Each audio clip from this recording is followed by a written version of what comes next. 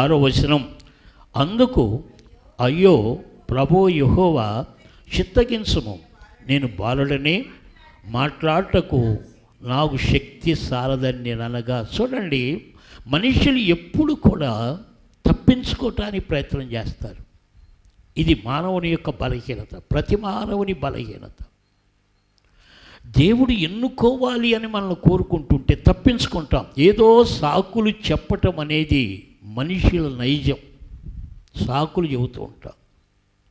నీవు నేను ఎన్నిసార్లు సాకులు చెప్పామో దేవుని దగ్గరికి రావటానికి. నాకెందుకు, నాకు దేవుడి అవసరం లేదు, దేవునితో నాకేం పని, ఇవన్నీ సాకులు.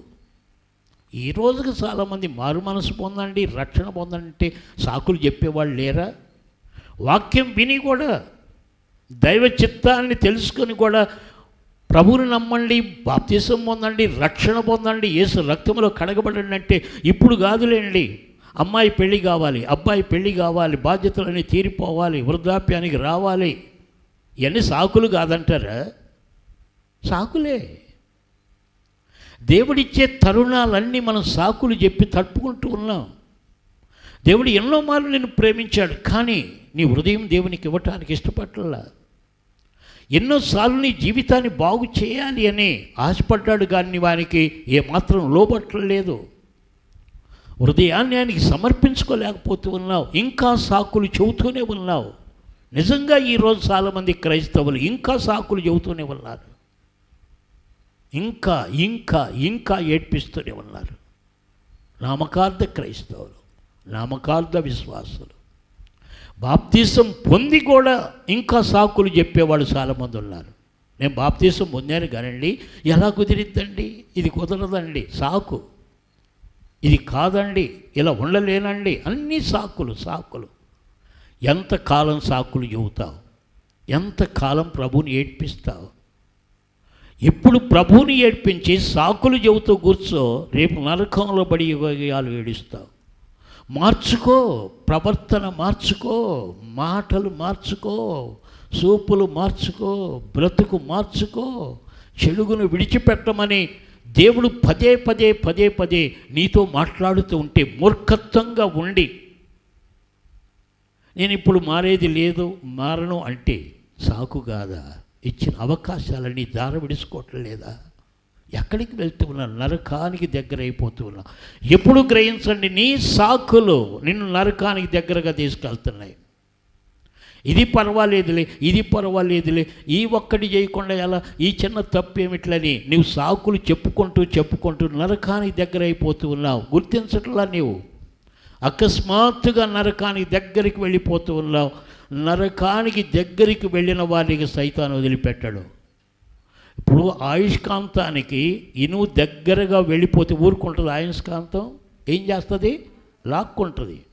అలాగే నువ్వు నరకానికి దగ్గర అయిపోతూ ఉన్నావు, ఇక తప్పించుకోలేవు. నరకం నేను లాగేసుకుంటుంది లోపలికి అకస్మాత్తుగా. ఆలోచించు, వాయిదాలు వేయకండి. ప్రభు ఎన్ని మార్లు చెప్పినా నేడే రక్షణ దినము, నేడే, ఇదిగో మిక్కిలి అనుకూలమైన సమయం, నేడే రక్షణ దినమని ఎన్ని మార్లు చెబుతున్నా ఇంకా వాయిదాలు సాకులు చెబుతూ ఉంటే ఎలా? ఇర్మియా సాకు చెబుతున్నాడు, నేను బాలులను, నేను పిల్లవాడిని.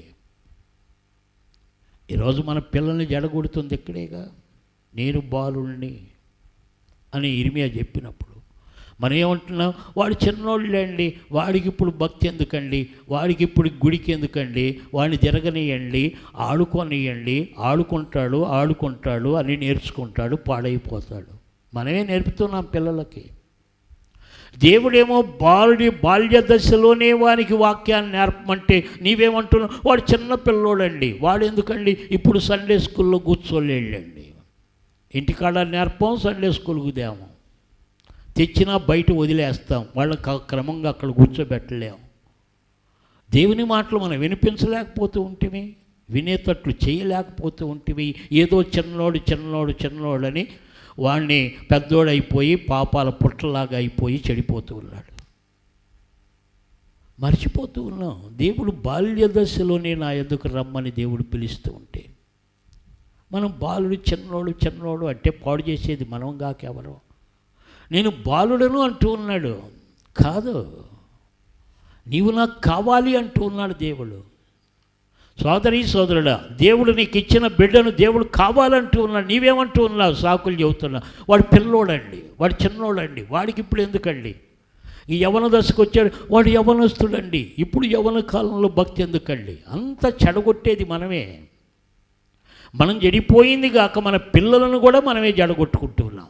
మనమే జడగొట్టుకున్నాం. వాడు యవనస్తుడండి, ఇప్పుడు భక్తి ఎందుకండి? వాడి మనమేగా జడగొట్టేది. యవనస్తుడు కాబట్టి సారాయిలు తాగటం, సినిమాలు చూడటం, అంత చెత్త చెదారం అంతా నేర్చుకోవాలా? అదే మన ఉద్దేశ్యం. పిల్లలకు దేవుని యొక్క నీతి నేర్పాలి, యవనస్తులకు దేవుని నీతి నేర్పాలి. ప్రతి మనిషికి నీతి కావాలి. దేవుడు ప్రతి ఒక్కరిని గురించి చెప్పేది ఏమిటి? మొదట మీరు నీతి రాజ్యాన్ని వెదకండి అని చెబుతున్నాడు. నీతిని నేర్పండి అని చెబుతున్నాడు. నీతిని వెతికి వెంటాడండి అని చెబుతూ ఉంటే వాడంతా అవినీతి కుంభకోణాల్లో పడిపోయిన తర్వాత ఏం పట్టుకుంటాం? తలబట్టుకొని ఏడవాలి. ఇంక మనమే మన బిడ్డలను పాడు చేసుకుంటున్నాం. అందుకే బాలుడను అంటూ ఉంటే దేవుడు ఒప్పుకోవట్లా. నీ బాలుడు కాదు, నీవే నాకు కావాలి అంటూ ఉన్నాడు.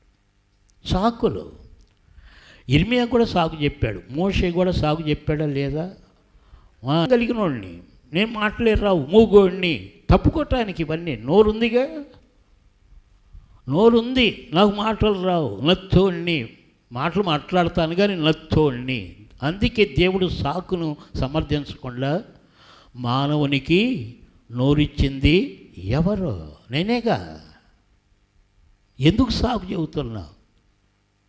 రక్షణ పొందటానికి ఎందుకు సాగు చెబుతున్నావు? ప్రభుని నమ్ముకోవటానికి ఎందుకు సాగు చెబుతున్నావు? మారు మనసు పొందటానికి ఎందుకు సాగు చెబుతున్నావు?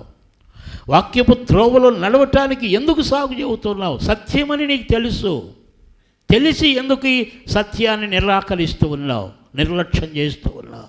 వద్దు, సాకులు చెప్పొద్దు.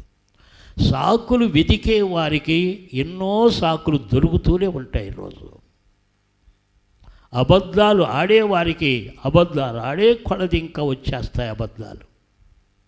బూతులు నేర్చుకునే వారికి ఇంకా కొత్త రకం బూతులు వస్తూనే ఉంటాయి. నీవేమి బడికి వెళ్ళి నేర్చుకోవాల్సిన పని లేదు, వస్తానే ఉంటాయి, వస్తానే ఉంటాయి. చెడుగునకు ఆ నైపుణ్యత ఉన్నది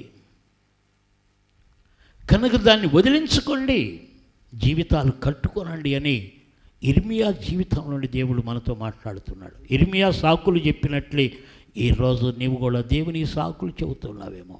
ప్రమాదకరం, మంచిది కాదు. ఇప్పటిదాకా ఎన్నో సాకులు చెప్పావు, ఇప్పుడైనా సాకులు ఫుల్ స్టాప్ పెట్టు. దేవుని చెప్పేదానికి లోబడు, దేవుని వెంబడించటానికి ఇష్టపడమని ఇర్మియాకు గుణపాఠం నేర్పిన దేవుడు ఈరోజు మనకు కూడా నేర్పుతూ ఉన్నాడు.